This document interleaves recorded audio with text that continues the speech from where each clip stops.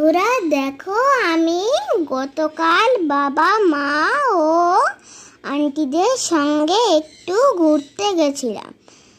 আর জানো তো কোথায় গেছিলাম? তাহলে পুরো ভিডিওটা স্কিপ না করে দেখতে থাকো। এটা হলো কলকাতার সিদ্ধিবিনায়ক মন্দির। মন্দিরের বাইরেটা অত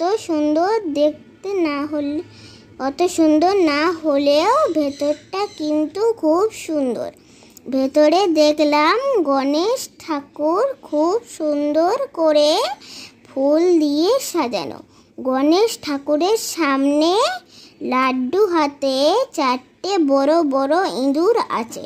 আমরা ঠাকুরকে নমস্কার করে 4 বার প্রদক্ষিণ করলাম ও বিকেলে প্রসাদ ও ভোগ খেলাম। এখানে একটা বজরংবলীর মন্দিরও আছে। বন্ধুরা, তোমরা যদি অ্যাড্রেস জানতে চাও তাহলে কমেন্ট বক্সে লেখো। টাটা।